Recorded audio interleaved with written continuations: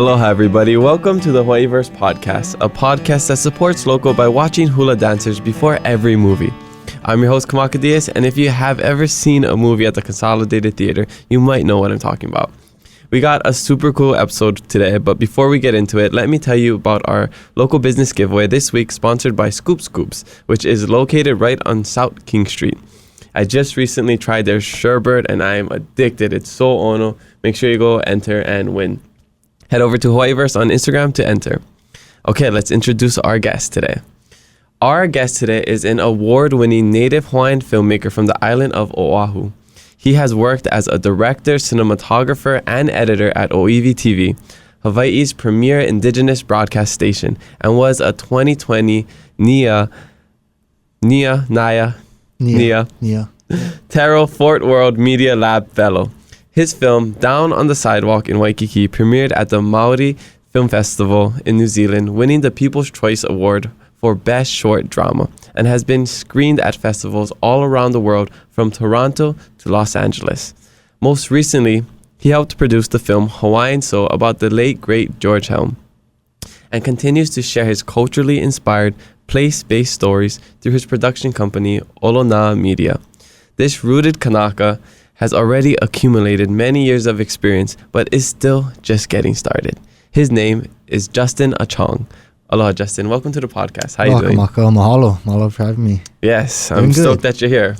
Right on. Yeah, it's a beautiful day. It was a little rainy earlier, but I see some clear skies coming out. Yeah, nice and cool today. Yeah. I'm so to have you on. It was this happened so organically. We were just on the Vita Mia, this yacht concert with our friend Ashton, and we were just talking stories, and I was like, hey, what are you doing Thursday? Come on the podcast. I know. No, I love how that happens. Just super organic, and thank you for the invite. Really appreciate it. Glad the timing worked out, Yeah, too. The timing worked out. I had an opening on Thursday, and I was about to go schedule somebody, and I was just there, and we started talking stories. And sometimes it's weird now because I have the podcast. I start talking stories to some people, and I'm just like, okay, I would want to keep talking to you, but save it for the podcast because I might want you on the podcast, you know? Nice. So yeah, it's pretty funny. So also congrats on getting married. Thank you, sir. Yeah. I just noticed your necklace. It's so my brother actually made this for me. Right on. He was getting into like stone carving and wood carving for a little bit, so he made like the hair picks and the necklace and stuff. And yeah. I mean, I love to grow kalo and make poi and pa'iai, so it's kind of fitting. That's kind of your other hobbies besides filmmaking. Totally. It's like the passion, I guess, and the hobby. Yeah. Super cool. If you're just listening to this, if you go to the YouTube or Spotify and watch the video, he has this necklace with a little tiny poi pounder. Super cool.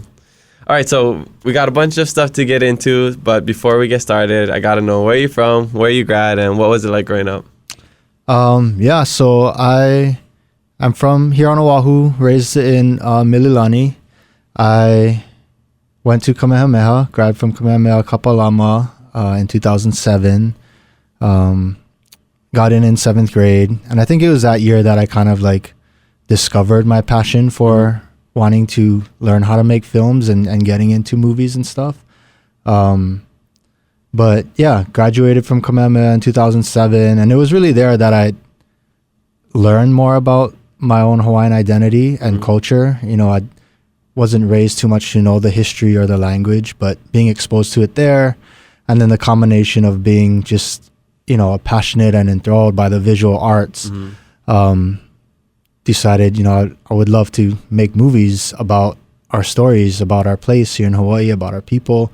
And that was kind of the interest that drove me. And so when I applied to colleges after high school, I only applied to film schools. And so really cool. I got into one of the really awesome film schools, University of Southern California. Yeah. So I went off to California for 4 years for school, and you know, knew I always wanted to come back home and do that. And so thankfully, after graduating from film school, got the opportunity to come back and work for ʻŌiwi TV.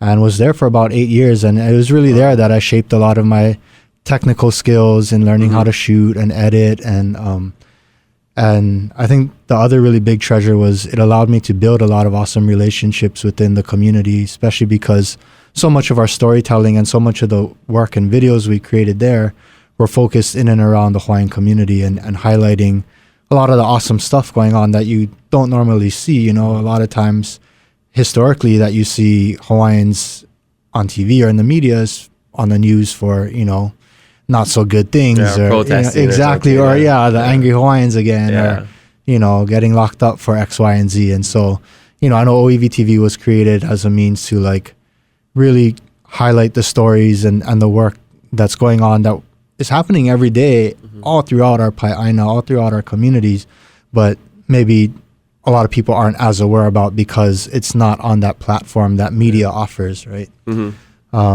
And so, so I was there at ʻŌiwi TV for like 8 years, and kind of realized I wanted to expand and start doing more. I was always interested in eventually wanting to make movies and do scripted films and stuff, and that wasn't so much the focus at ʻŌiwi. And so I kind of decided to leave and start my own production company, and that really allowed me to have the time to explore those passion projects, those scripted films like Down on the Sidewalk and Hawaiian Soul, and then also continue building and using the technical skills in shooting and producing and editing to sustain myself by just, you know, continuing to get jobs in and around Hawaii and help other people tell their story. I think the path that you took was, it was almost like a traditional path, but then when you came back, you worked for ʻŌiwi TV and you kind of did more like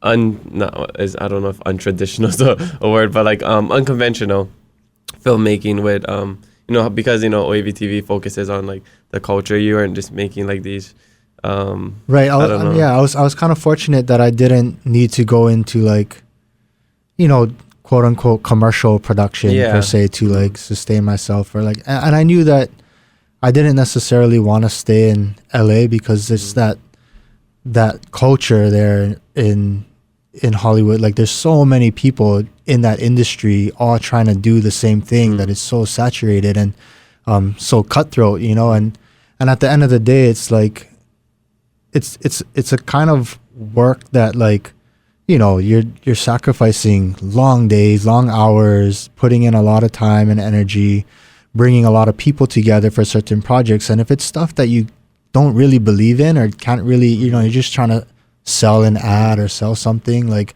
it's a lot harder to like wake yourself up every day and like put yourself through that grind. And so, I feel super blessed and fortunate that pathway to come home through ʻŌiwi TV, focusing the work in and around the community, in and around Olelo, Hawaii, was like that combination of like, man, I'm getting to do what I love to do, and I actually believe in the stories that I'm telling, you know. Yeah, that's the best thing, when you believe in what you do, you have a passion for it. That's like why I love Hawaiiverse. Because I get to work with these local businesses. I already love supporting local businesses, so now my work is supporting local businesses, you know? So it's like the best thing ever. No, honestly, man. And it's like, I feel like that is one of our callings in life, right? You're given a life to live, and everybody's given, you know, a different set of cards to play with, and on the whole spectrum of things, right? And it's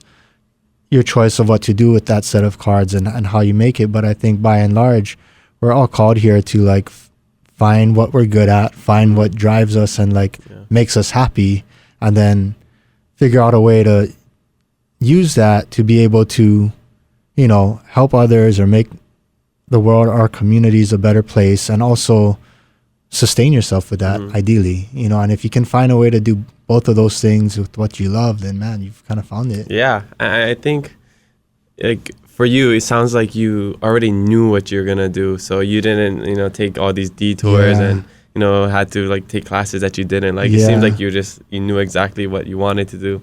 And sounds like one of our last podcast guests, Ezekiel Lau, he was also a Kamehameha grad, went in the 7th grade just like you, but he knew he wanted to surf. Like that's what he wanted to do. He obviously didn't go to college, but you know, he still pursued his passion. He stuck with that. But you know, and there's other people who don't have that same path. Yeah. How did you like know for sure? Like did you ever question yourself? I mean, yeah, definitely. There's been a lot of times that I've questioned myself, you know, just not sure how it would work out, how you'd make it work, you know, like, you know, when you tell your parents that you want to go to school to make movies, you know, like that's not the first thing they think of when they're like helping to fund your education or like, you know, like my parents were pretty strict growing up, you know, and so they're always on me about doing my homework and, you know, getting good grades and playing sports and those kinds of things. And so, you know, like my dad's thing was always, well, how are you going to make money doing this? You know, and honestly, like I don't know. I didn't know. I honestly didn't know, but I knew that like there wasn't really anything else that interested me the way that the idea of visual storytelling and making movies did, you know, and I found myself, you know, that's what I found myself spending time researching is like, okay, I want to learn how to do this stuff. And like, it's sort of that thing where you kind of, hopefully you follow that instinct, right? And that na'au and ideally it eventually provides for you or doors open, right? And so that's kind of been like, I guess the interesting journey of my life so far is that like I don't really ever have a super clear vision of where exactly I'm going, but I know what feels right. And if I kind of just stick with that, then the right opportunities come up. And then, you know, now sitting here talking story about it and looking back over the last, you know, 15 or so years, it's like, oh man, it's kind of crazy to see how the pathway, you know, how everything sort of built one on the other. And I could have never guessed that like, wow, ʻŌiwi TV would have been an option, you know, when I was starting off applying to film school. And then even when I started, like I was honestly kind of hesitant to join, you know. I was like, it's not really like the movie making thing that I want to be doing, but it'll bring me back home. So you know what, let's just try. And it's Hawaiian culture based and all of that. Let's just try. And then, you know, not knowing that, you know, jumping into that hana, you know, into that papahana, like that would several years later eventually open up this opportunity to like, you know, go on the worldwide voyage and be a part of that with Hokulea and that crew and learn how to be a crew member aboard the canoe and get those experiences of traveling around the world and all of that. Yeah. And so it's like, yeah, these things that kind of, these doors that open that you don't ever really foresee, but I guess how I try to like live is sitting with whatever choice or decisions are presented and like what feels right, what actually is this making me happy, is this satisfying me, and kind of do that. You know? That's amazing. I wish a lot more people had that mindset and, you know, would just follow their heart, their na'au, and do what makes them happy. Yeah, and you know, and I get it. It's tough, you know, especially living in Hawaii. You know, like cost of living is crazy. Like, you know, all of the things that we have to deal with, and I'm definitely grateful that I have a supportive family that like allowed me to explore those things, you know. And I think that's such an important thing too, you know, as I'm getting into the age where like starting to think about starting my own family is like, man, to have parents and grandparents that like look after you, that support you in a way that allow you to explore your creativity, it really helps you excel leaps and bounds, you know. Did you ever get into YouTube when you were growing up? Like, and you have these short films you'd show your parents, your family, you're like, watch this, and they're like, okay, like we'll watch it. Yeah, totally. So I mean, when I was, YouTube actually wasn't a thing until like 2007 is when it was created. Yeah, so like I graduated high school in 2007, and so even like going into college, like it still wasn't really a thing, you know, until like right after I finished college. Then YouTube really started to pick up into this thing that everybody would like, you know, present stuff on and like was a platform to like consume content and stuff like that. And so I still feel really behind on the YouTube curve. I don't really upload my stuff to YouTube too much, but speaking of like, making like home videos and stuff, and showing my family, I would do that all the time. Like the one project that got me interested in making films, like I had mentioned in 7th grade at Kamehameha, it was actually part of an English class. Our teacher gave all of us students think it was like a semester long project to like write a story, like write a book, basically, fictional story. And at the time, the show The Brothers and Friends was like pretty new. Yeah, it was like pretty new on the podcast. Yeah, that would be awesome. They'd be awesome. Gotta reach out to them. Their show was pretty new at the time, you know, and like as a, you know, I was like a middle school kid seeing this on OC16, like, you know, cracking up to their jokes and just like local comedy on TV that really reflected our lived experience. I was like, man, this is so cool. I want to do this, you know? So I asked my teacher, hey, instead of writing a book, can I pair up with my friend in the class and can we write a script and we'll shoot the movie too. Never wrote a script before, never shot anything before, but she's like, okay, yeah, go for it. Wow. And so, yeah, we ended up like writing this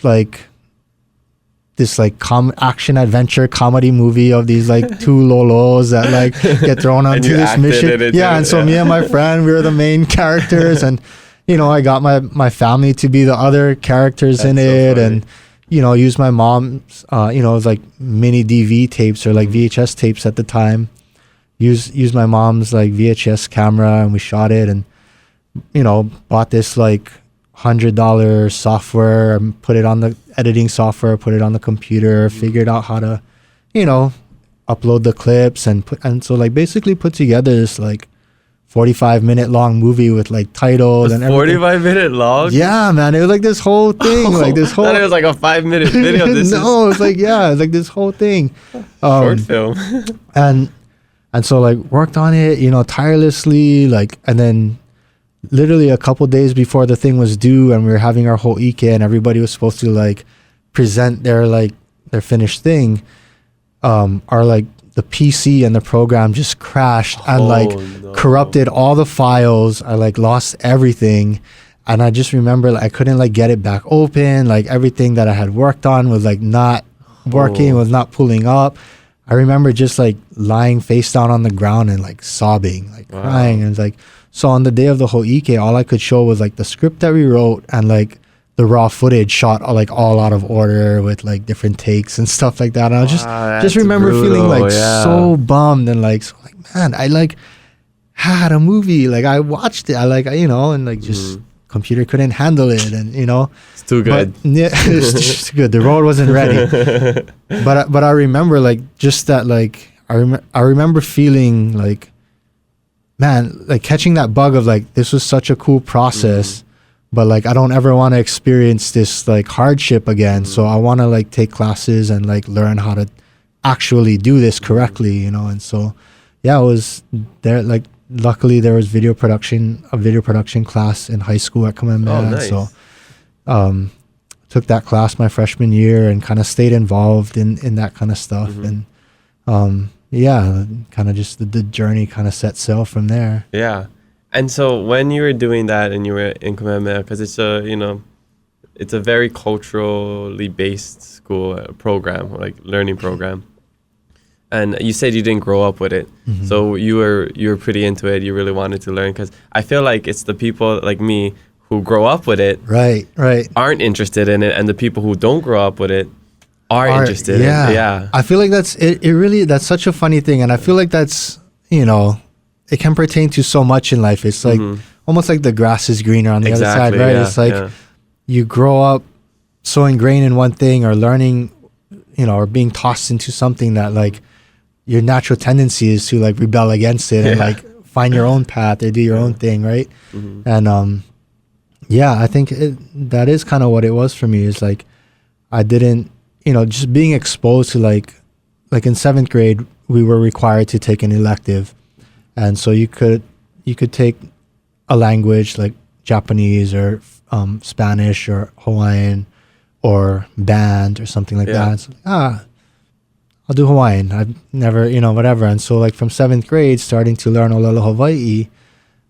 just really started to like blow my mind, you know. And then like in our social studies class, and like at the time that I was there, I feel like Kamehameha was just starting to like adopt more Hawaiian cultural courses and practices. So like my freshman year of high school was the first year that they had opened up a Hawaiian and Pacific Island literature focused English class. So there's like you could either take the regular English class where you'd read like Macbeth and like the Odyssey and all of those kinds of Mice and Men, or you could take the Pacific Island and Hawaiian literature English, and we read books from like Aotearoa, like Potiki, or like yeah, it just and so like all of this stuff like really expanded my horizon of like our stories, like where I come from as a Kanaka ʻŌiwi, and yeah, just kind of fueled that passion to like want to dig deeper and want to learn more, and then want to see like you see like Marvel films coming out and stuff like that, or like 300, and I'm like, man, our epic Kahiko stories would be so sick at this multi-million-dollar level, and so it's always that like dream, right, of like, man, to see our heroes on the big screen, like for us, and not just for us, but like so the world can see too. I think was kind of always a driving vision for me. Good. Chicken Skin thinking about like seeing like a 300, but like with Kamehameha or something. Right, exactly. Yeah, exactly. Oh, I didn't think about that. That's amazing. Yeah. And then, and share our story, like the Hawaiian people. How we know about the Romans, or exactly the Gladiator. Totally. There's a movie about Gladiator. Totally, and and I think when you can. And I think like what's really cool is like the landscape of movies and film today is starting to broaden into like more diverse stories and more diverse storytellers sharing stories from their specific communities or from their specific lived experiences. And I feel like that diversity is really what makes us as humanity a more enriched experience, I guess, and like able to learn from one another, but also find the commonalities within the differences. Yeah, it creates empathy. Exactly. Which is huge, which we don't have enough of in this world. Totally. And then it comes down to education. Like, is there, well, there's always an audience, but is there like film or resources so that people can see this and do it correctly, Yeah, because there has been maybe some coverage of, certain things, but it just wasn't done in the right way, or they casted somebody. I mean, even like if we just talk about like the movie Avatar, The Last Airbender. Yeah. When that came out with M. Night Shyamalan, they were like using weird pronunciation. Right. If you watch a cartoon, it's Aang, and they're just trying like too hard. They casted a white kid as this guy, or like and it's like it's supposed to be an Asian character, and all this. Man, and that's honestly like, and I feel like that's one of the things that drives me, especially today, and I know a lot of other Native-Hawaiian and indigenous filmmakers that are pushing forward with the craft and telling our stories, is because for so long we've seen our stories told by other people, and every time we see those movies, right, or we watch it, it's like it's so cringy. It's like that's not us. That doesn't feel real, and it does a disservice, right? And so like, if not us, then who, right? Exactly. And so it's for us to step into those roles to like carry that kuleana of hopefully bringing an authenticity that like our people feel represented by, and so like with the films that I participate in or that I make, that's one of my big hopes, is like, by and large, and you can't please everybody, of course, but by and large, does my community, does this place feel represented? Does it feel represented? Do they feel accurately portrayed? Do they see themselves in it? Right? Yeah, that's huge. When you were going to USC after you graduated, you had this big cultural experience, Kamehameha. Yeah. You go to LA. Oh, not sorry, LA. Yeah, LA. Oh, it's in LA. Okay. I don't know my mainland geography. Yeah, right in like 5 minutes from the Staples Center. Okay, I know USC because the football team. Yeah, exactly. And they have a good film school. Yeah. So were you ever worried that maybe you couldn't practice your culture, or really like you would be limited because it is like Hollywood? Yeah. And they wouldn't let you or give you the creative freedom to pursue your own passion or different things that you were interested over like what they wanted, like their curriculum? Yeah, I mean, I guess I wasn't too worried about that because I kind of went just with that open mind to throw myself into whatever I could to learn from those experiences, even if they weren't culturally grounded necessarily. I knew that I would benefit from learning from other perspectives, you know, and I think that's one of the biggest takeaways that I received from going to USC is that like a lot of the friends that I made at the film school, you know, they came from such different backgrounds. You know, you know, some of my really good friends, like one was born and raised in Israel, grew up in New Jersey, another from Chicago, and, you know, others from throughout California and stuff like that. And so getting to like hear the kinds of films that they were interested in and like why they were interested in it and like, you know, gaining different perspectives on telling stories really like broadened my horizon. For me, it was more like, how do I because obviously, you know, like when you're taking courses there, some of the courses you're required to like make short films, you know, kind of thing. And for me, I still wanted to explore stories that were somewhat culturally rooted or explore this connection or this, you know, connection to what it is to be Hawaiian or things like that. And for me, it was like, how do I tell these stories not in Hawaii? Because, you know, place is such a big part of who we are and how we relate and how we identify, right? And so, like, how do you tell stories that are specific to a place without being in that place, you know? And so that was somewhat of the challenge, you know? And so, but yeah, I think, you know, and so it was interesting, like some of the short stories I did tell were like, I used some of my Hawaiian friends that were going to college in California, you know, and kind of explored this. And I was really into reggae music. I love reggae, you know, and so like just that whole culture of like Makes roots sense. reggae and Babylon. You also stuff. love women that sing reggae, exactly. right? Yeah, I mean, how stoked am I, Shout out man? to your wife. Shout out to my wife, Go check Rexy. them out. Yeah, and so, but I think what it afforded me, like I said, was that opportunity to really learn and explore just storytelling in general, right? And then bringing those general elements back here where you can really ground in place, right? And so it was like, you know, to be honest, like growing up, before I went to film school, I didn't watch very many movies. Like I wasn't like a huge like movie buff, you know, not a huge cinephile. What really interested me more in the visual and like what I was inspired by like growing up, especially as a kid, was like music videos.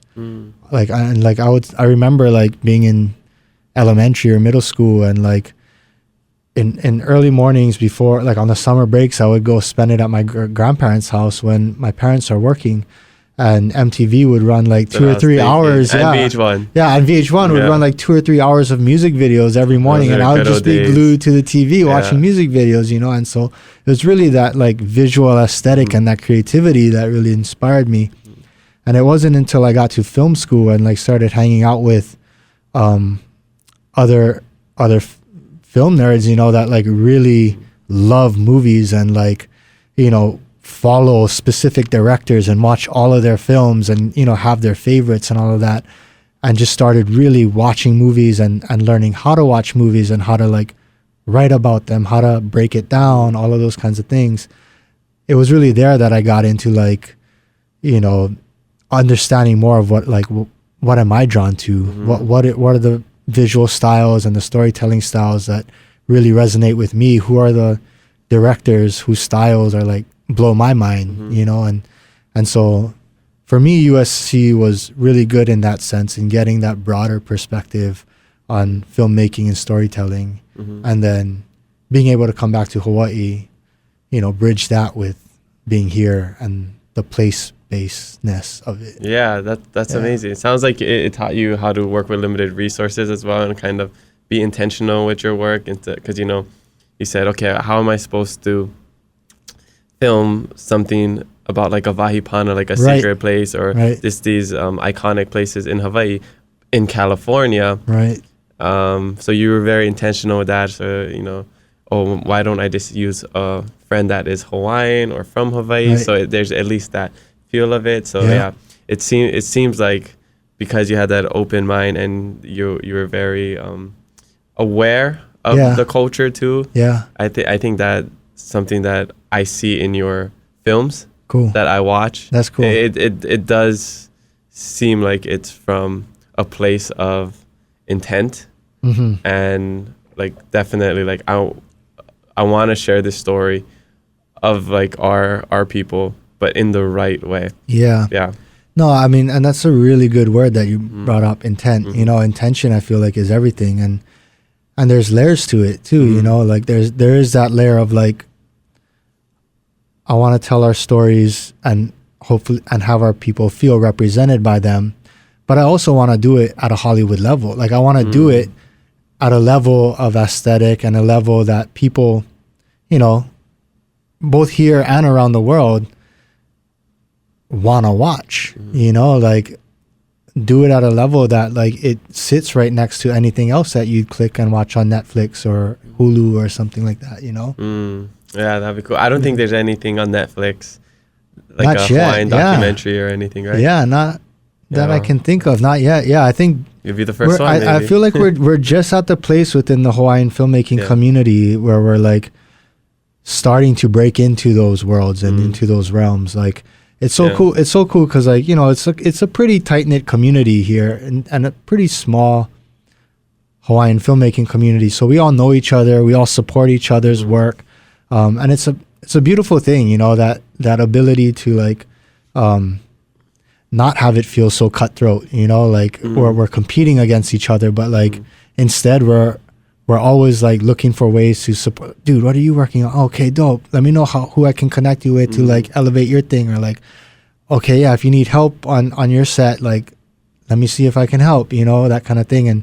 And in that way, by elevating each other, I think hopefully we push our stories to that level of being on those world-renowned platforms faster, you know, and I feel like we're starting to get there. Like, you know, we're one of my really good friends, Alika Maikau, who's another Kanaka filmmaker. Just this year, his first full-length movie, got premiered at Sundance Film Festival, which is one of the biggest film festivals in the world. And I think he's the first Kanaka to have a scripted full-length film, you know. And so, you know, and it's cool because platforms like Netflix and these bigger platforms are starting to create opportunities that support historically underrepresented communities. And so, you know, another homie, Aaron Lau, who's a awesome Wahine Kanaka filmmaker, just received an opportunity this year in partnership with Netflix and a few other places to make a short film, you know, that's going to play. And so it's like all of these opportunities are kind of starting to crop up in the last couple of years. And I feel like we're on this wave of that's kind of rising and cresting that I think is going to break pretty soon. Yeah. And I think it has to do with just the Hawaiian Renaissance as a whole as well, with the whole language, culture, everything coming to the forefront. Yeah. And I love hearing that it's a very supportive community in the local filmmaking community, because you know how we always hear Hollywood, LA, these places are super cutthroat. But the only way we're gonna, you know, elevate and, you know, push ourselves is by working together, not competing. The Hawaiians can't be fighting with Hawaiians. So I love to hear that, and it just reminded me that that's the first time we met was at the Hawaii Film Festival back in 2019. Right before I started my your my 50,000. race to 50K. Yeah, I totally remember that, man. When you were just telling me that, this is the vision I have, it's the dream. Well, so what happened was I was because I already had like this whole idea of it. I planned it when I was in Madagascar. Came back. I was working on trying to find the right connections, create the connections, you know. And then I was, I don't know if you know Kyle Kosaki. He's from Big Island. I think he was working with NMG at the time. Okay, yeah.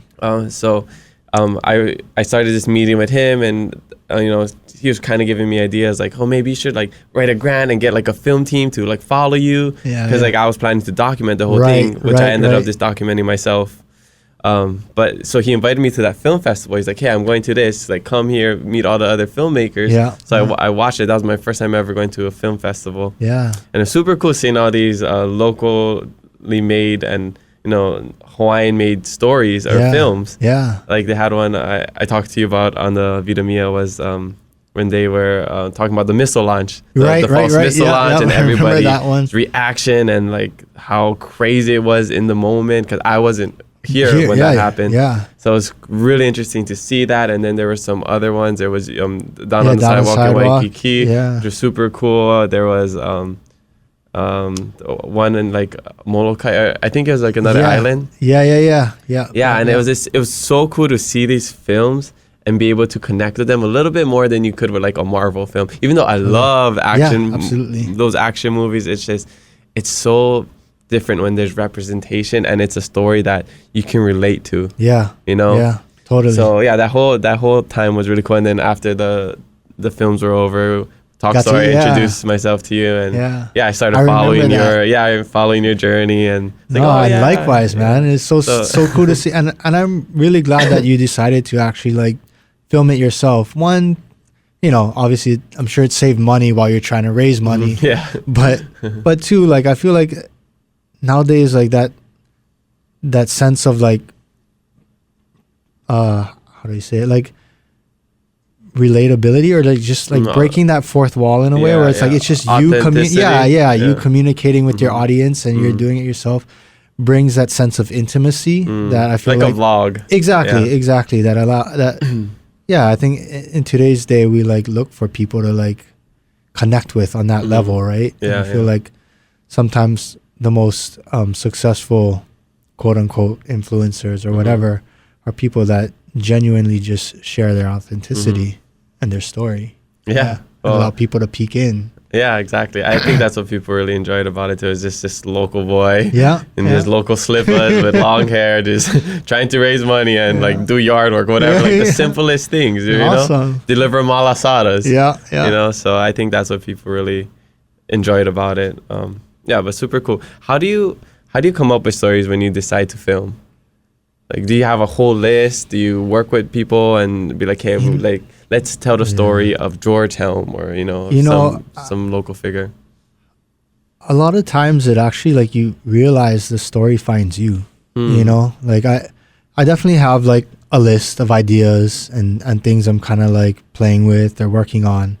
But by and large, the ones that actually get made were always the ones that somehow found their way to you.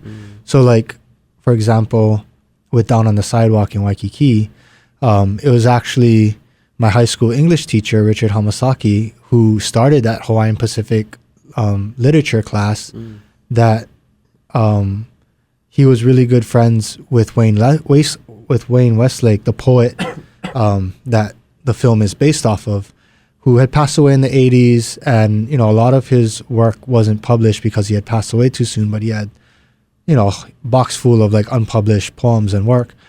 And it wasn't until the 2000s that Richard had picked this up and like decided to spearhead this project to like organize all of his unpublished work and publish an anthology. And then he wanted to do more. He wanted to like, he ended up reaching out to a bunch of different bands and musicians to each take one of the poems in this collection called Down on the Sidewalk in Waikiki, and use the words as lyrics and they created like this 26 track CD. And then he wanted to like also had this vision of like creating a short film, you know, based on the poems. And so he reached out to me initially to see if I'd be interested in it. And I'm like, oh, okay, yeah, let me read through, let me take a look. And it started there, you know, with him putting out that kind of invitation, if you will, I guess. And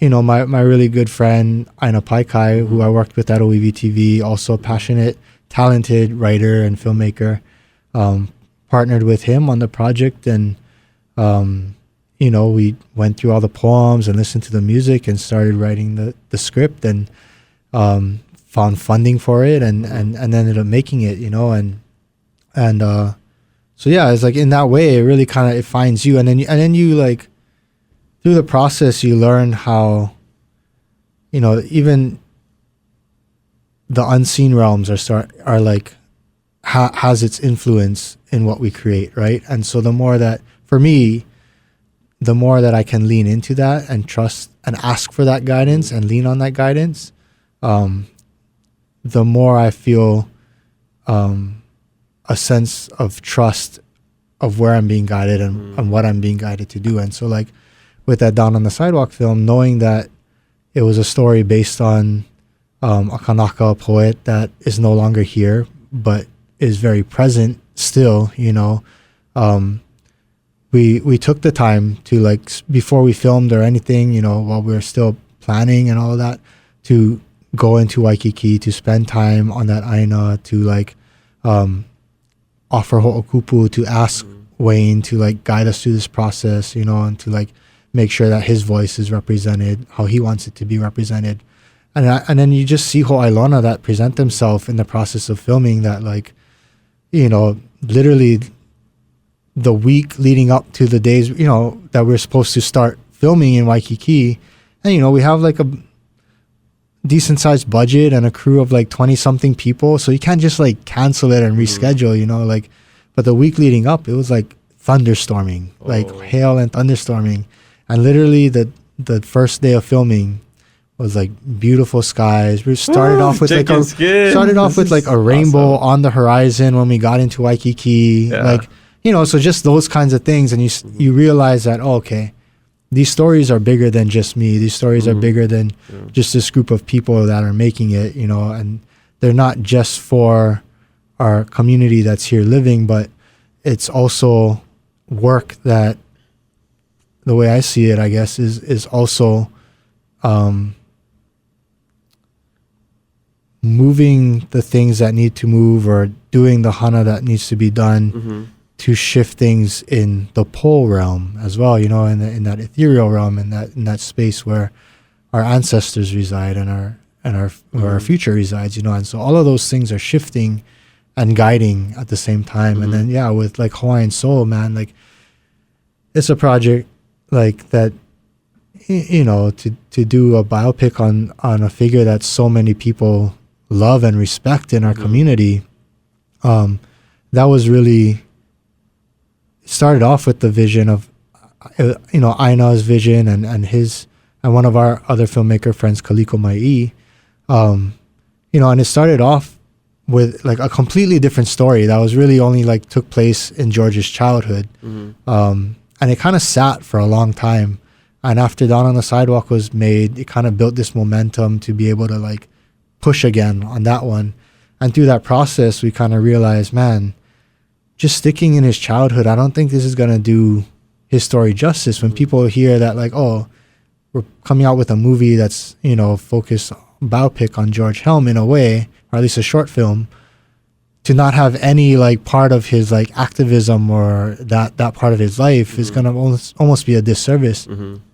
And so, yeah. And so we shifted gears and kind of like Aina rewrote the story to be more focused on looking at the way music helped propel the movement for him, and really almost like looking at it as like a superhero movie, right? If George was a superhero, the music was his superpower. Yeah. Right? And how did he use his superpower? Man, you're giving me chicken skin. That's what we're about. Love this. Yeah.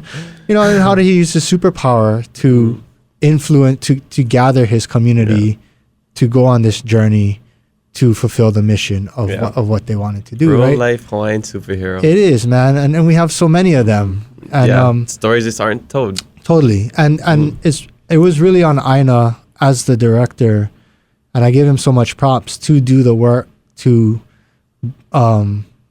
really build that relationship with the Helm Ohana, you know. Like we had connections and like, you know, we've had relationships, especially him with like Kekama Helm, who is one of George's nephews, who Aina had a chance to sell with on Hokulea.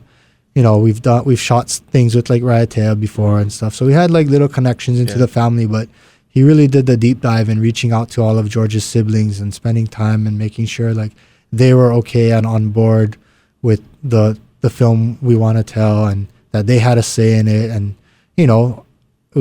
some of them were in the film. Yeah, and, like, in the beginning scene. Yeah, and we stayed at we had the whole crew. Kekama and his wife Ane hosted us at their house, and so it's just, man. And so we shot on most of the film on Molokai, and the crew stayed at the house in Kalama'ula that George grew up in. And so all of those things, whether you realize it or not, pour into the story that you're telling. Even though it's not explicitly in the story, it captures that, like, that wailua and that uhane, that spirit, right, of it, and rolls it into the film. And then what you come out with on the other end is something that people can feel, that spirit that was there, and that's what I think creates that empathy that you're talking about, right? Which is, to me, the most powerful thing about films, is to create empathy and to create and to inspire, feeling, to like find that resonance within you. Exactly. Yeah. And so, and man, the whole Ilona on that experience of creating Hawaiian Soul was like endless and mind blowing. It's so crazy. The only thing I would say is I wish it was longer. I know. I could watch a whole movie about that. Me too. The guy that was casted to play George Helm looks just like him, right? Crazy. I was like, is this like George Helm's son or something? Yeah. We were tripping. We were tripping too, man, when one of our good friends, so one of the other things that we've discovered is like, or realize is like, okay, when we're trying to make Hawaiian movies, right, that feel authentic, a lot of times you're not gonna find trained actors that really share that lived experience, and thankfully there are more Hawaiians wanting to act, but by and large you don't have a really big pool of trained actors to pull from. So a lot of the time for these films we have to kind of do our own like social media casting and like go out into our own networks in the community and try to find people that, one, would be down to be on camera and be open to the opportunity of like just exploring, like, acting, even though they might not have experience. But if they look the part and they relate, like if they in a way are the character or like their lived experience they can pull from and fit that character, that's kind of what we've been having to do in order to like cast a lot of these films. And so the person that plays George Helm, Kolea Fukumitsu, isn't an actor at all, but when one of our friends mentioned, oh man, I think, you guys got to check out Kolea. He looks just like George. We're like, he sent us a picture. We're like mind blown, like, holy smokes, this is the guy. This is the guy. And so like, and he's I think if you watch the other short documentary I did, Pilikomo, like that's actually himself. He's a kalo farmer. And an activist. Yeah, so that's what kind of blew my mind after I watched the Hawaiian Soul. Yeah, I watched the documentary after about the Fukumitsu Ohana in Hakipu'u. Yeah.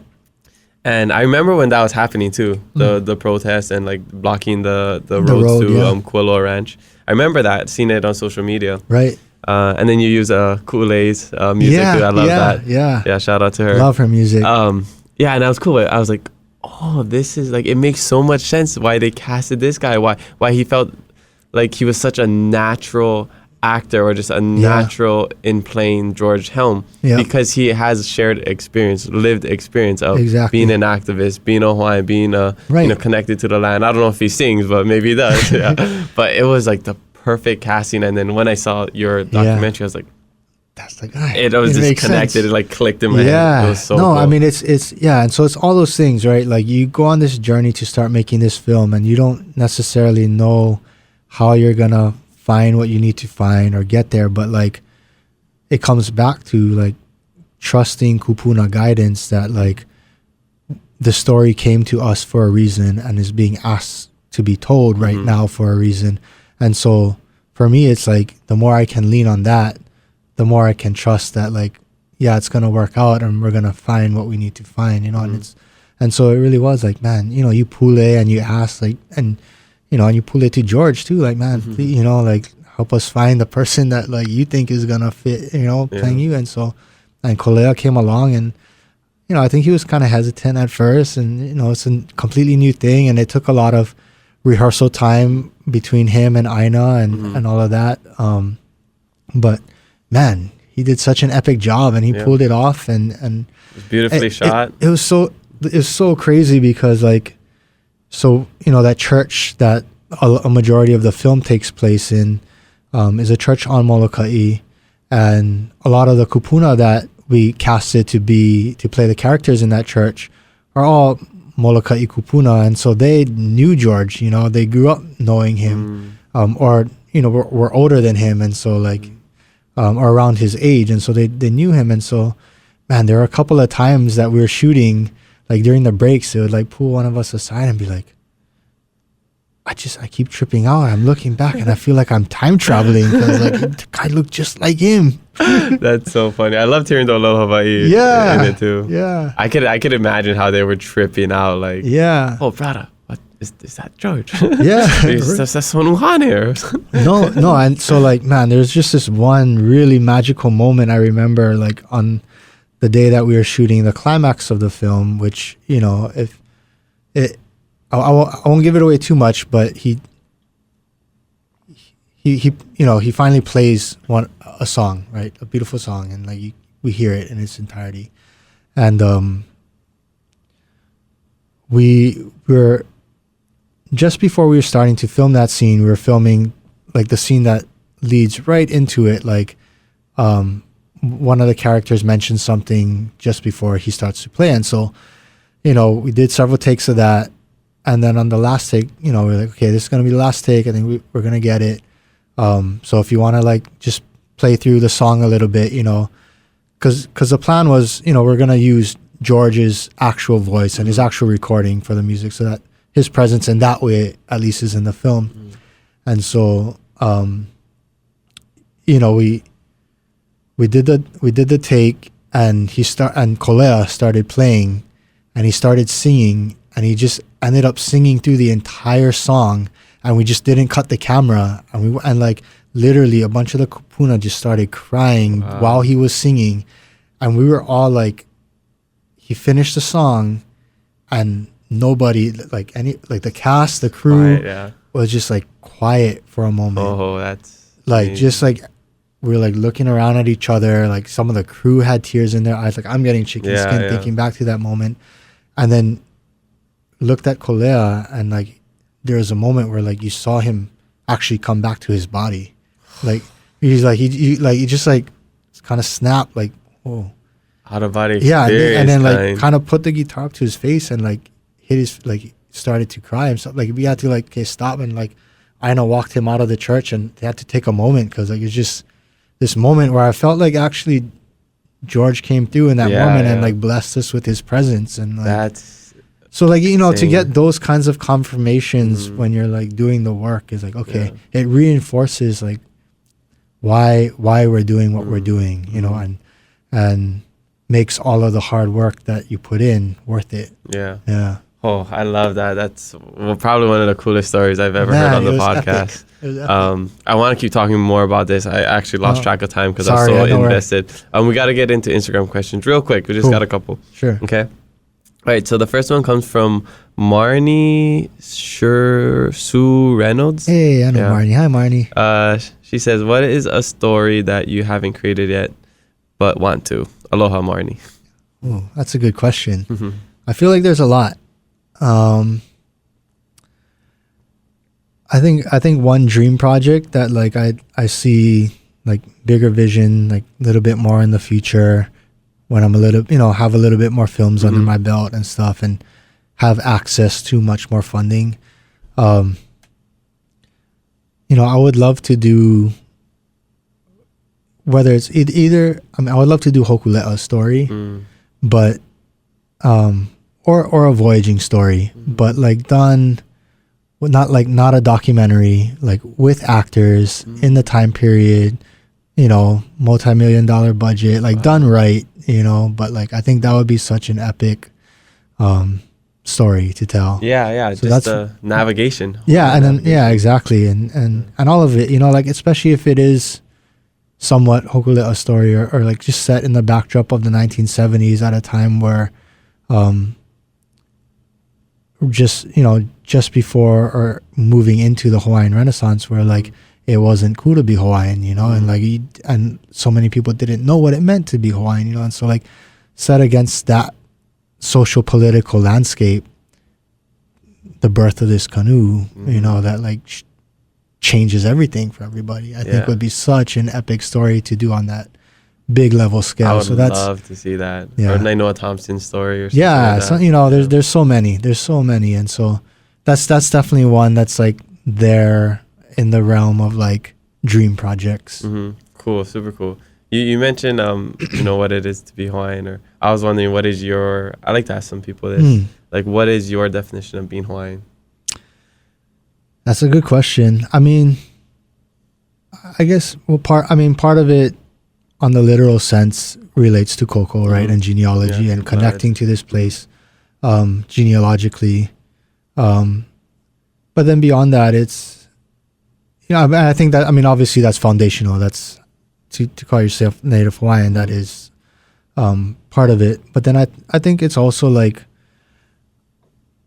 a mind frame that anybody can adopt as well, that like is based in what it means to live here in Hawaii, and like being influenced, like being driven by values that are shaped by this place, the way that we live on an island, the way that we treat each other, the way that we see each other as family, and like how does family treat each other. You think about one of our genealogy stories with Haloa, right? Like just connection to land being a familial relationship, I think. And so I think all of these values and,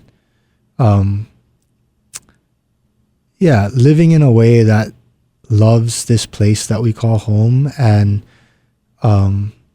living in a way that ensures that this place stays beautiful and abundant and thriving for generations to come. Yeah.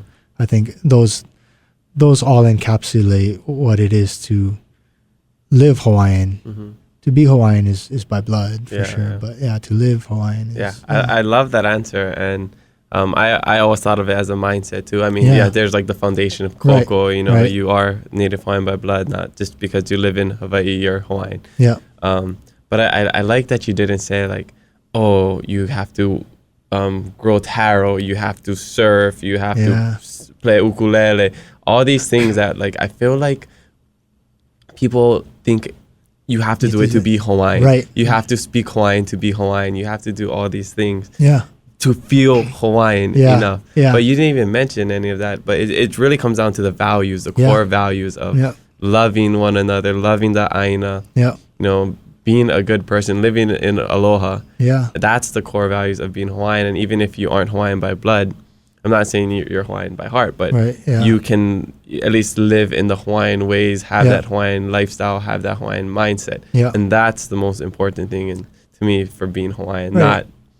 And and to me, like, Hawaiian is like, it really you're saying of Hawaii, right? In a way, like, and to truly be of this place, like, it's not just how you live in your day. It is how you live day in and day out, but it's the mindset that keeps this place as priority well beyond your time in this place and in this realm, and I think that's the difference. Like, it's like, how are you living and thinking about this place well beyond your time here on this earth? You know? I think that's a good point too, because I feel like Hawaiian is putting others before self. I feel like the Haole mindset is putting self before others. Totally. And like the values that we brought up, like family and aloha aina and these kinds of things, like, I know you've done a lot of traveling. I've been fortunate to visit a lot of places around the world, and there's a lot of places that don't hold those core values, and you see the difference, and it makes you appreciate this place so much more, but there are a lot of places that do. And you connect with them, and you connect better, with it instantly. That's why I connected to the Malagasy people, because their values, who they are it's similar to Hawaiian. So No, and I love that also that you brought up, like, it doesn't necessarily, like the Hawaiian enough thing, right? Like, I gotta grow taro or surf or all of that. It's like, no, I mean, our kupuna are innovative, right? How do you carry those values? Because that's really what it is, right? Those foundational values and those priorities, and evolve them to fit the day and age, right? Like, I mean, filmmaking and making movies isn't necessarily quote unquote Hawaiian, but like it can be. Yeah. You know? What's the modern era of Hawaiian? Yeah. I brought it up before, you know, only 50 years since, you know, the reinstatement of our language, of our practices. Yeah. It's still so new. Yeah. We're still trying to figure out who we are as Kanaka. Yeah. You know, as like locals and natives of this land. Yeah. I like to be intentional with saying locals and natives because it's two different things in my opinion. Yep, for sure. Yeah, so we're still just trying to figure it out. And, you know, whether that's, you know, making films, doing podcasts. Totally. Yeah. Being an influencer on social media, how weird does that sound, you know? Hawaiian influencer, you know, that sounds like something that they use for marketing, right? Where you're holding up pineapples and hula dancing. So, but yeah, that's just, I believe that, you know, we're innovative people and we change with the times. I mean, when electricity was invented, we had electricity before the White House at the Iolani Palace. Totally. You know, I don't think we ever shied away from change or from, you know, this new things. Yeah. I think it's important we remember that culture is living, you know, culture is always evolving. Definitely it requires a foundation of the past and tradition, but it's not meant to stay stagnant in that. It's living as we are. I think the problem sometimes is that people are too stuck in the old ways. Yeah. Where they're like, no, this is how they do it. This is the only way to do it. Right. If we're going to respect them, if we're going to honor them, we have to do it like this. Yeah. We have to wear a malo. Right, we have to oli like them. Which I get it. Yeah. I understand it. That's valid. But not everybody is going to be wanting to do that, or it will come to them naturally. Yeah. Like for me, I never felt comfortable doing that. Yeah. I mean, and also like it, in a sense too, it comes down to like practicality. I feel like our kupuna were very like practical people. Like they created what they created, and they built what they built and used what they used because it fit the functions of their life, right? And so in today's modern era, it might not fit our function to go walk around downtown in a malo. Maybe for some it might, you know, but like if it's not practical, then like you got to really come back and like reevaluate what is the purpose and the intention to begin with, right? Yeah, functionality, practicality. That's a good point. Awesome. Okay. Before we get too far into this, I'm loving it though. We get to the next question. Creative Natives High wants to know, shout out to our boy Ashton, how do you streamline your editing process for a faster workflow? That's a really good question.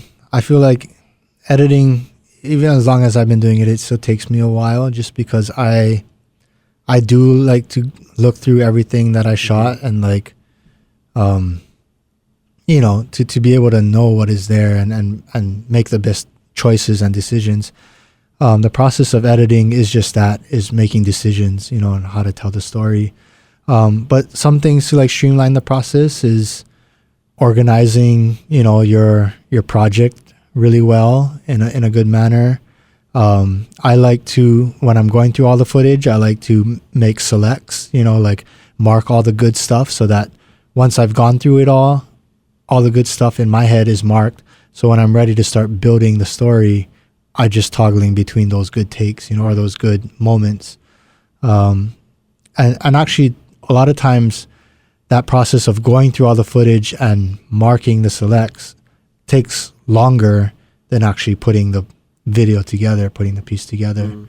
So yeah, I guess in a nutshell, that would be kind of some suggestions. Okay. You do all that. So do you do every aspect of the job, filming or writing, filming? Producing and editing? I can, and it depends on job to job. So sometimes I'll do all of it. sometimes for bigger projects, it's always nice when there's budget to be able to hire a crew, because the beauty about filmmaking is like, as an art form, it's meant to be a collaborative art form. Like by and large, you can't create films by yourself. Whereas like as a painter, you can paint a painting by yourself, right? But like film requires collaboration, and that's the beauty of it, and is that you get all these different perspectives getting to like contribute to the overall vision.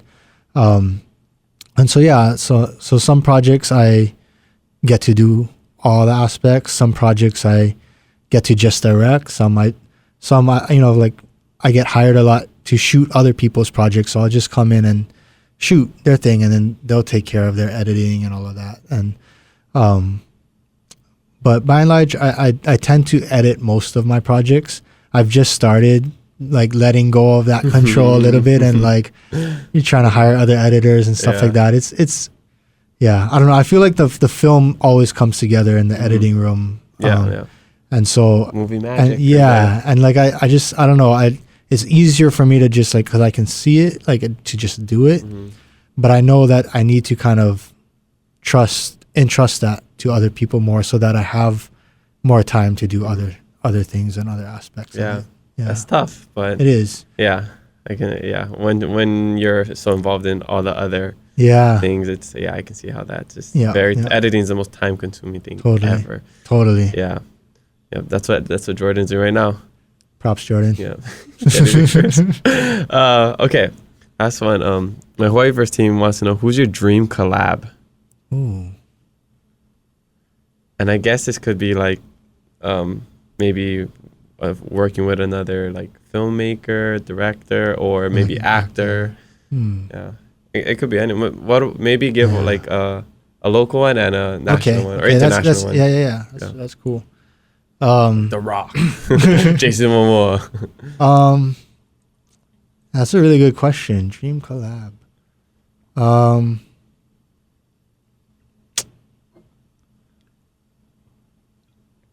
I guess I'll start on the not local level. But one of my favorite actresses is a woman named Britt Marling. She look her up. Yeah, Britt Marling. I don't think she's indigenous, but I love all of the projects that she takes part in. She's an actress. She's a writer. Two of my favorite films, she's an actress in, Another Earth and I Origins. And then she co-created a Netflix series that only had one season, but I really love the show, called The OA. Never heard of it. Yeah, and so I'm really interested in like kind of not necessarily sci-fi, but like almost like these like sort of alternate takes on reality, or like exploring reality beyond just the physical, right? Like how are we connected beyond space beyond space-time, between lifetimes, between the realm of the seen and the unseen. And I think a lot of her work explores those kinds of topics really beautifully.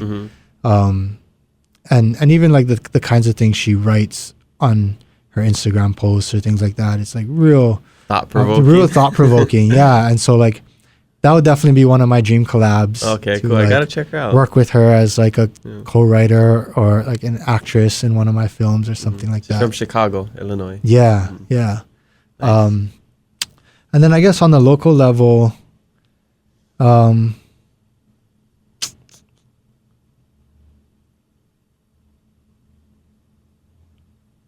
don't know. I feel like I get to work with the people I love working with already, like, and that's really my peers, like, love getting to work with Aina and collaborating with stuff on him. It's a connection to the Aina is not just the land. It's not just the land. It's the writer director too. I love that.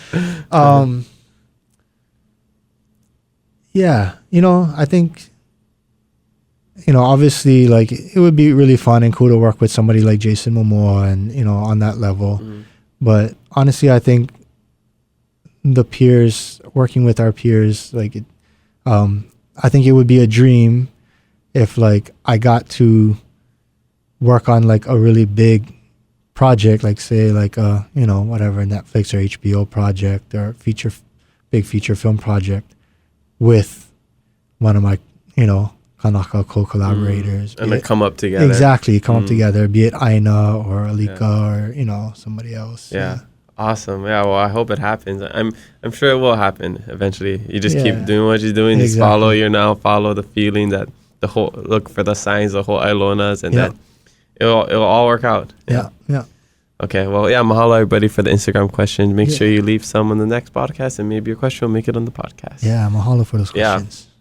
Okay, that's super cool. Where do you think your connection, because we just mentioned Aina, to the land comes from?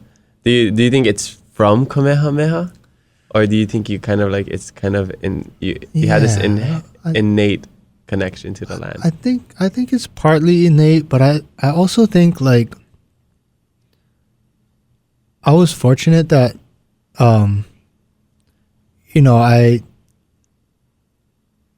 I grew up around my grandparents, a lot, and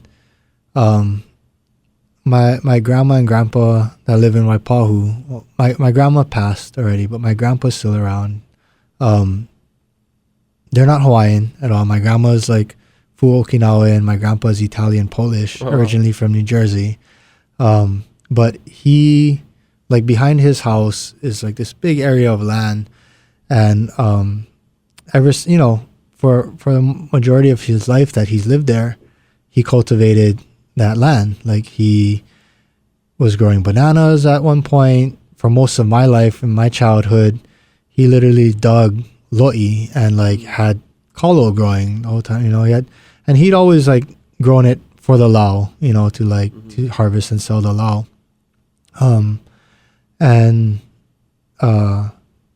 so just kind of like getting to grow up playing around, running around with my cousins, back there, getting to like bamboo fishing pole for crayfish in the stream and all of that. Like that was our like playtime growing up, it was like getting to be on the land and being in the mud and like having, like those are some of my most fond memories, and then I think it wasn't until I started working at ʻŌiwi TV, honestly, and we started doing stories on people that are like kalo farmers or fishermen or like, or nonprofits that are working to restore wahipana or fish ponds or lo'i and stuff. And you start to like, get a chance to really be in a lot of these spaces and spend time in these spaces and learn these people's stories. I think that's just like you're getting the opportunity to like meet and learn a lot of people's stories. And through the podcast, I think documentary filmmaking allowed me to like, especially through ʻŌiwi TV, meet a lot of really cool and interesting people that like I learned so much for, or just like expanded my like, damn, that's so cool. I want to do like, and so I really think like working at ʻŌiwi is what really then expanded my like interest and love for like wanting to learn more about, okay, how do you grow stuff? How does this work? How does, man, your place is so beautiful. Like, how did you do that? And then around that time too, I learned how to like ku'i kalo for the first time. And like, I love poi. And so when I learned that just like changed everything. Right. And so it's like, once you learn how to do something like that, I think that's the beautiful thing about a lot of our culture and traditions is that it ties back to the land so naturally, right? Like you love to eat poi, okay? If you want to keep doing that, you better learn how to grow kalo, right? And then you learn how to do that. That forces you to pay attention to the land and the moon, and what all of that, the cycles of things, right? You love eating fish. Well, it probably naturally leads you to want to learn how to fish, right? Or like, those kinds of things. Like, maybe you love lays, right? Like that maybe might naturally lead you to like, okay, I like driving around, I notice all the like the crown flower or like where all the spots are, like how do you cultivate or grow these things, right? Yeah. And so I think that's the cool part about, by and large, a lot of our cultural traditions is that in order to practice it, it ties back to cultivating and taking care of place, right? And then it's this kind of this cycle, right? That perpetuates on itself. Yeah. And so I think, it's just that then you just get into this momentum of like, oh, I'm learning this. And like, and then I got really deep into like learning about the moon phases and like really like studying that and like being intentional about doing certain things in accordance with the moon phases and planting intentions, or even like starting film projects scheduling them according to the moon cycle and things like that. And so, you learn how to integrate kilo and culture and aina-based things into these like modern practices, and I think it's and it works out pretty awesomely. That's something that I always admire in others. Yeah. You know, I'm not one to get jealous or, you know, envy. I'm just like, that's amazing. That's inspiring. Yeah. That pushes me to want to do that. And then I think I was a little harder on myself maybe in the last years, or as an adult, just like, I should be doing that, you know, because that is what makes me Hawaiian. Yeah. I'm not going to feel Hawaiian enough if I'm not in the lo'i, if I don't know how to ku'i kalo and all that. So I really had to do a lot of, you know, just like self reflection and just, which is good too. It's okay to not want to do that. Yeah, absolutely. To like, okay, I love being in the lo'i. Yeah. If I have a chance, I'll be in there. You know, when I came back from Madagascar, I was going to Ho'oko'aina a lot. Yeah. Those are that's like my ohana now. But to me, it's not natural. It's not natural to me. You know, Olelo Hawaii, speaking Hawaiian is natural to me because it's my first language. Right. But like all the other things that I feel like I still need practice doing that in my adult life. Yeah. But it's cool because at least I have something to like strive for. Totally. And I know it's never too late. That's how I tell people it's never too late to Olelo Hawaii. I can't be a hypocrite and be like, oh, it's too late for me to learn how to plant kalo. You know?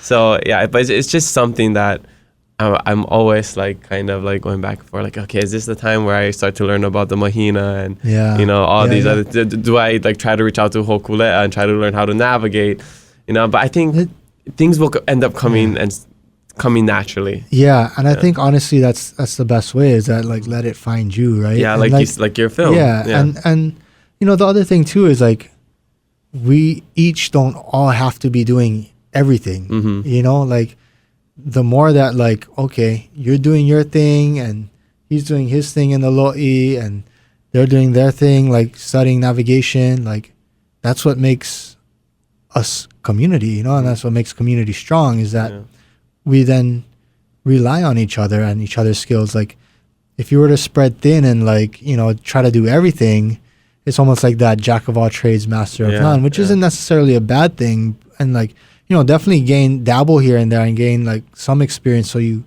at least, you know, maybe know or like can at least say that you've tried or whatever. But like really, if you want to like jump into something, it takes time and dedication. So like you're gonna focus on that, right?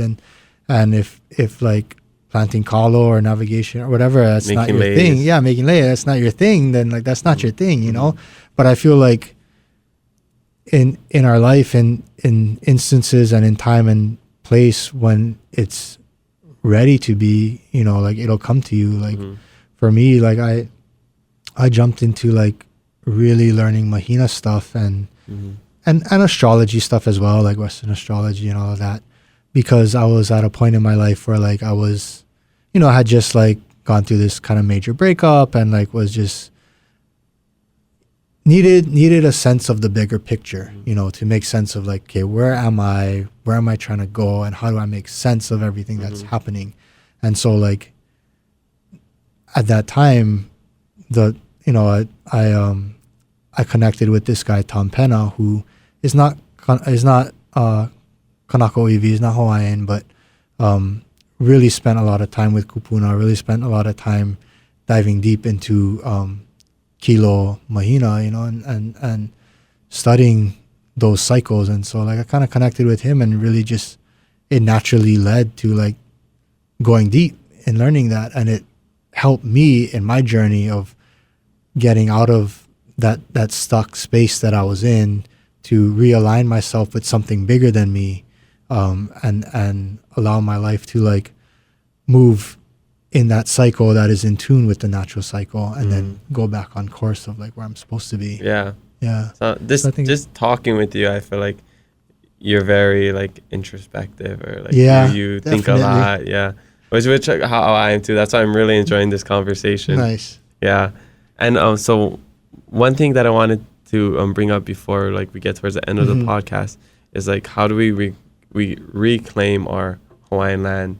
And now I'm even thinking like how do we reclaim our Hawaiian heritage? You know, like I feel a lot of things have been diluted, and things are it's very blurry.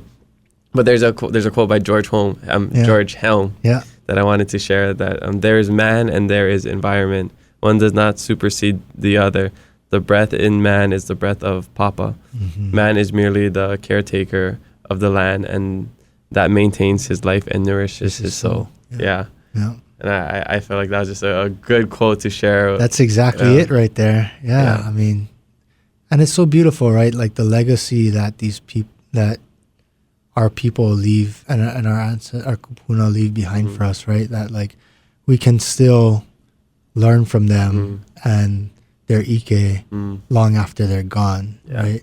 And so I guess that question of like how do we reclaim land and reclaim culture, heritage, is by practicing it, right? Is by occupying that space. Like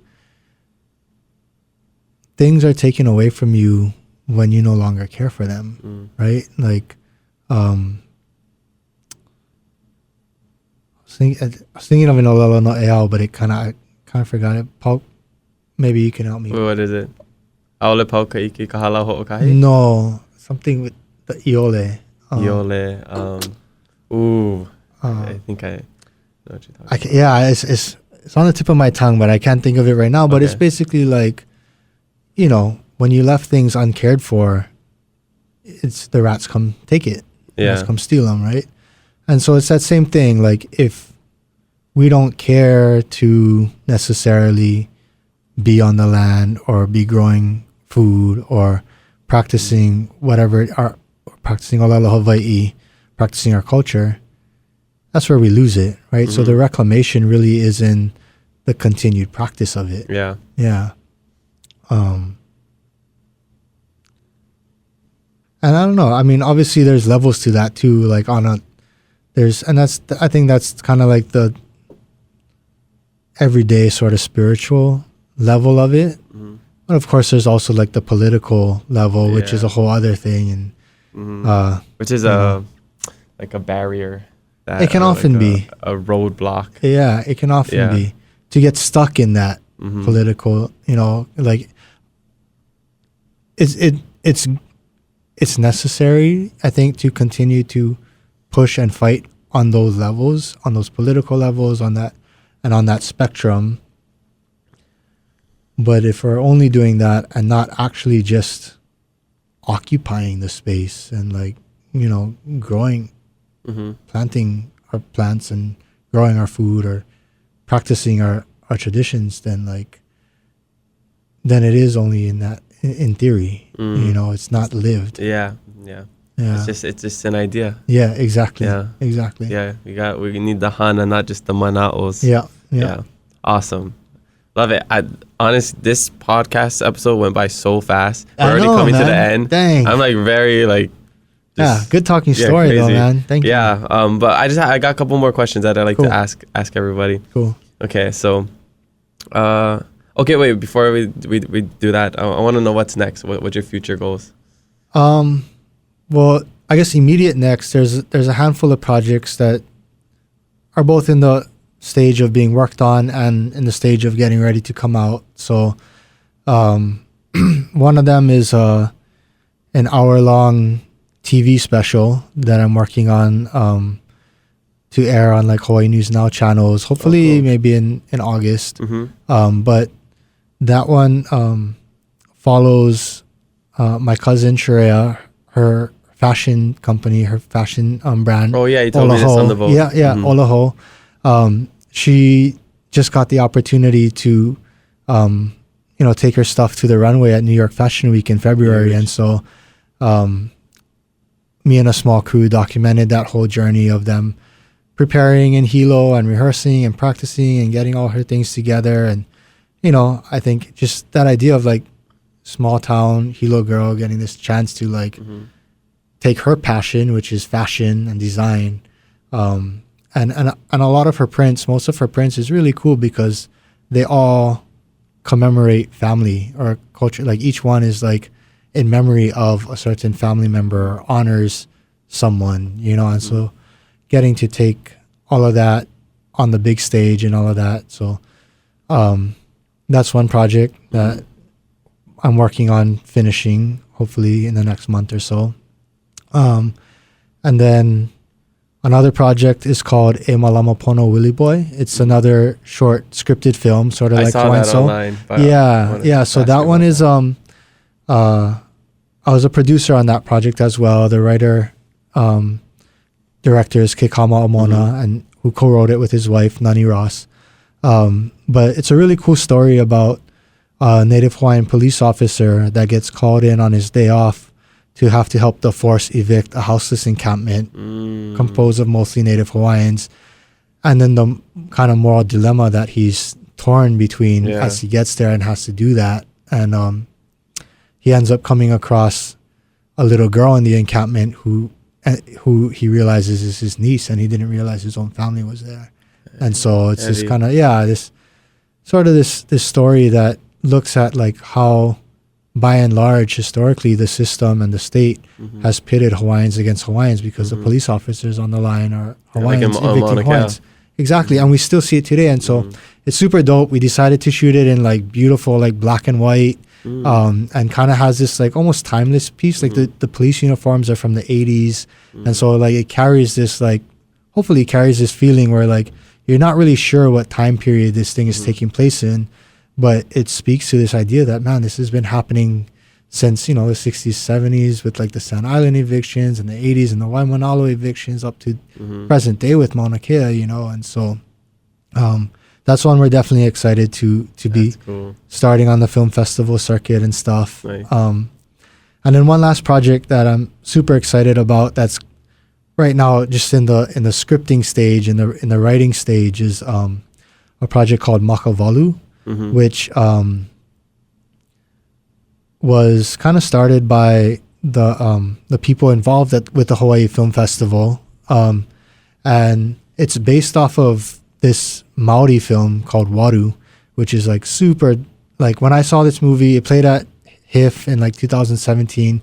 Man, I was blown away by it. It was such a cool concept, because what they did with Waru is they took 8 Maori female writer-directors and had each of them write and direct a 10-minute short film, basically, segment, all shot as like a one take, that each starred like a Maori woman lead actress, all exploring the same theme, which for theirs was like this young Maori boy passes away in the community at the hands of his caretaker, which I guess has been a problem in their communities. And so that was their topic. 8 filmmakers exploring that topic from different perspectives. Cool.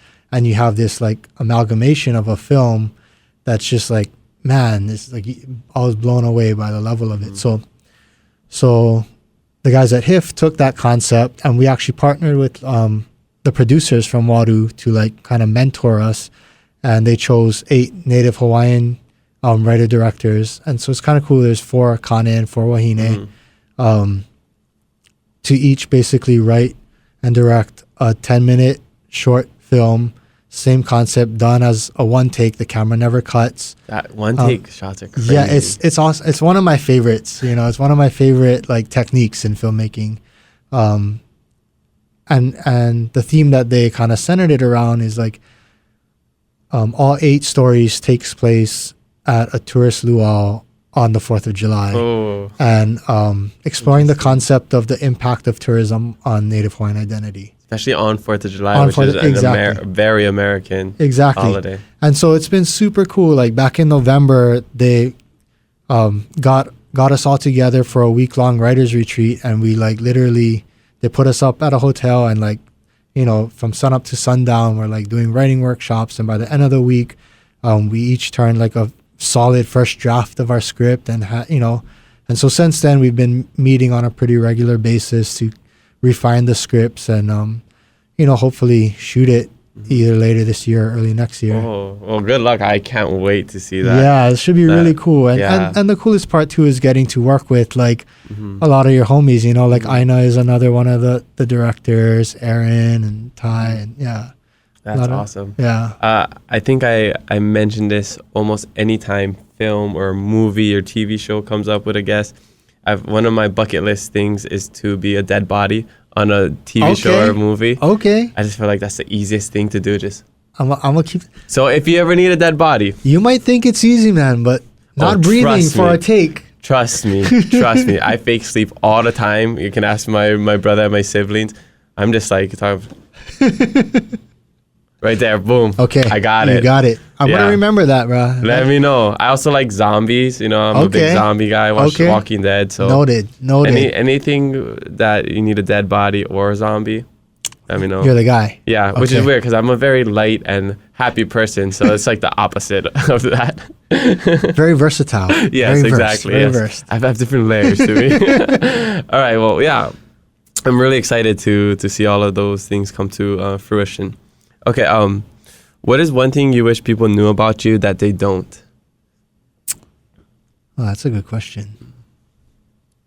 And you think about it while I sip this Ono Vai Coco. Sip it.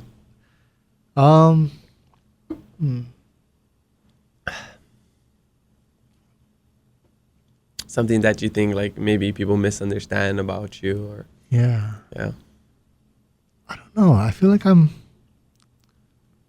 pretty open. I feel like I do well in like one-on-one or like small group conversations, but like in bigger groups, I tend to like be the more quiet one that just kind of that listens more, I think. And I don't know, maybe people know that about me. I guess I don't know. Yeah. That's a really good question. Maybe it's something you can take home and think about it. I'm gonna have to think about that. Yeah, ask her. I'll ask Rexy. Rexy. I'm sure there's a lot of things that she. I'm the same. If only people knew. I'm the same where I like one-on-one conversations. That's why I love the podcast. Yeah. Like when I don't like big groups. I don't like going to bars and clubs because like so much noise and you're talking. And I just like. Yeah. You know, I'm more like I'll go to the side and just have a conversation with somebody. Yeah. That's my favorite. Nice. Okay, cool. Did you bring a life hack? Do you have a life hack that you want to share with the audience? Yeah, sure. I have a life hack. Okay. A couple, but I'll go with one. No, you can drop a couple if you got a couple. There's no rules here. All right. I make the rules. All right, perfect. I guess one is like always carry an extra change of clothes and make sure that one of them is like a swimsuit in your car. I got that in my truck right now. You got it because you never know what's gonna. And like for me, growing up in Mililani, kind of in the middle of the island, I've always had to like drive far distances to get anywhere or do anything, and so you never know, like plans could come up or things could change, and it's always nice to like have that opportunity to have something to like be able to jump in the ocean or whatever, Nice. That's another one is like what we were talking about. Practicality is everything, so like I try to like be intentional with the things that I get. So like I'm always wearing these shades, but like the thing I love about them is like they have a bottle opener. Oh, I didn't notice right that. on the that's cool. Right on the lens handle. Yeah. Oh, that's interesting. So like you're kind of always prepared. For always that ready too. for drink with the boys. That's funny. I've never seen that. What brand is that? It's called Mana Road. It's from New Zealand. Oh, interesting. Yeah, I found it while I was down there back in 2019. Like, oh, it was super cool. Yeah. And I ended up losing my pair like maybe half a year ago or so. And like I couldn't see myself getting any other shades. So I literally had to go like find them online and order a new one from there. Yeah, and I guess the last thing, like I tend to keep like a little container of pa'akai with me in my bag. I thought you were gonna say pakalolo. That too. That's also in the truck. But no, pa'akai, because like oftentimes like you find yourself going to spaces and a a lot of our places are sacred spaces, or like you want to connect in that way or be respectful, and so both to protect yourself and also to like offer if need be, you know. Whoa. And especially like with my film work, like I get hired to shoot other people's stuff a lot, right? And so I'm here and there for other things, and so it's nice to have that if needed. And also want to shout out to Rexy, because she helped me come up with some of these. I'm like, man, I was telling her like, I know he's gonna ask me about life hacks, and I can't really think. What are these? It's like, oh, what about this? This you do this, and nice. yeah. So thank you, wife. Great partner. That's really interesting. I'm also very thoughtful. The last one, you know, very respectful. Yeah, that's awesome. All right, well, last question: favorite local businesses to support? A lot of places you occupy, you frequent. Yeah, a lot of friends places you want to shout out. Well, I'll definitely shout out Sharia and Oloho Designs. Go check them out. Yeah. She's getting ready to open up her very first brick and mortar store in Hilo. Right on. I think like this week or next week. Nice. Maybe. We got to get them on Hawaiiverse. Yeah, free to join. Yeah, and what's really cool is next Saturday, the 25th. She got invited to do a fashion show for Honolulu Night Market in Kaka'ako, and Rexy's band is going to be playing the music for the fashion show. Nice. So I saw Ashton. Yeah. So check them out. And then, you know, recently since getting married, I moved from Mililani to Pauoa, kind of right up the road here, and so one of my go-to spots is Pauoa Chop Suey. Long time business, local business there. Chinese food, but love the hot and sour soup. Oh, okay. Right on. Yeah. Okay. Well, so this podcast will come out after the 25th. I think maybe the week after. So let's just say the event was so fun, and it was great. It was such an awesome time, and they threw down. But regardless, go check out. We hope you had a good time. Yeah. Go check it out, and make sure we check out your films. Can you tell us where we can find your films and your socials? Yeah, a lot of the stuff that's online right now is on my Vimeo account at Olonā Media. A lot of the projects in the works or that just kind of came out, like Hawaiian Soul and things like that, are still touring the film festivals. And so how that works is usually when a film is playing at film festivals, it can't be publicly available online yet. Nah, no worries, guys. I get them. Exclusive podcast listeners. There you go. DM me. I'll send you the link, the black market link. That's going to be the giveaway. I'll charge you guys $20 per link. Just let me know. All proceeds go to the podcast. Do it. Okay. Wait, how do you get your film into the film festival? Do you have to pay, or you get nominated? You sign up? How does that work? Do you get paid to have it in? Or? Some film festivals pay you to have it in. But by and large, in order to submit, there's usually like a fee to submit, which you pay. And, that doesn't guarantee that you get in. Obviously, like most film festivals, especially like the real prestigious, higher tier ones, they'll get literally like tens of thousands of submissions every single year from around the world, and maybe select like 100 something films to program. So it's really slim pickings, but like, so usually the strategy is like you try to, you spend money trying to get into one or some of those top tier film festivals. And usually from there, if you premiere at one of those and you get in there, a lot of the other smaller ones, or a lot of the other ones, will have seen it or heard about it through there, and will reach out to you like, hey, can you submit? Here's a fee waiver. Oh, nice. Yeah, and so that's kind of the nice thing is like if you can get it into a place where it's more renowned or like more seen, a lot of times you get offers. But then, there's also a lot of really awesome like indigenous, well, not a lot, but there's a few really awesome indigenous film festivals around the world, like Maoriland and Imaginative. There's also a good handful of Asian American and Pacific Islander film festivals that really focus on programming and supporting content by and about those communities. And so, those are ones that we definitely try to hit up and support, because those are our communities, those are our peoples around the world. And so we'll usually get a lot of love in those kinds of spaces. But also trying to play in the bigger arenas as well. Mm-hmm. Cool. Yeah.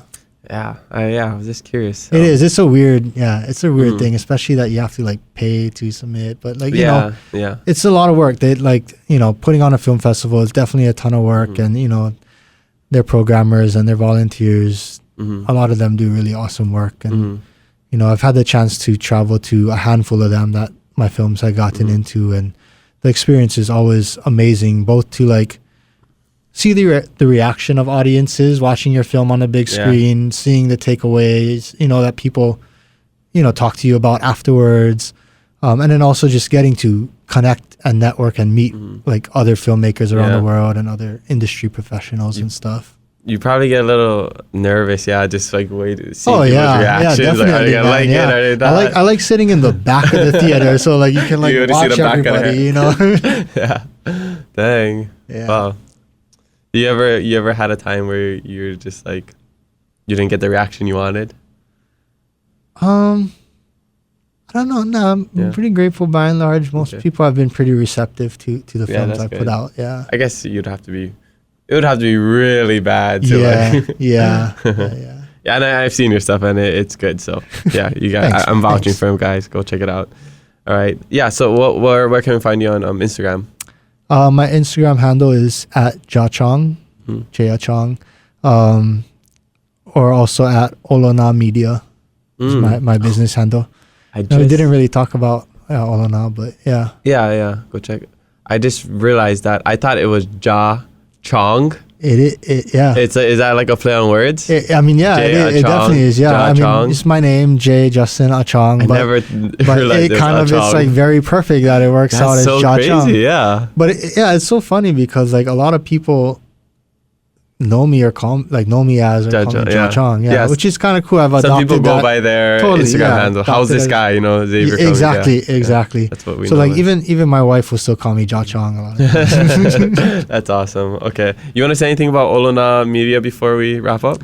No, I think it kind of you know, it's I guess it's the business that I do hired production work under, and so go check out the Vimeo page. There's a lot of cool projects on there. Yeah, a lot of cool work. If anyone wants to collaborate with you or maybe hire you, they can. Exactly, yeah. And if anyone wants to hire me, collaborate, I'm most active on Instagram, so you can just hit me up on there. Okay, cool. Yeah. And if anybody wants to hire a dead body, I charge nothing. I'll do it pro bono. Just let me know. He's the best. I've seen it. Yeah. He can vouch for me. All right. Well, mahalo, Justin, for joining us on the Hawaiiverse podcast. Check us out on Hawaiiverse.com, the best place to support local. Spread aloha, be kind to one another, and mahalo for listening to us today. New episodes every Thursday, so make sure you follow us and leave a review. I'm your host, Kamaka, and you'll hear me next time on the Hawaiiverse podcast. Hui ho.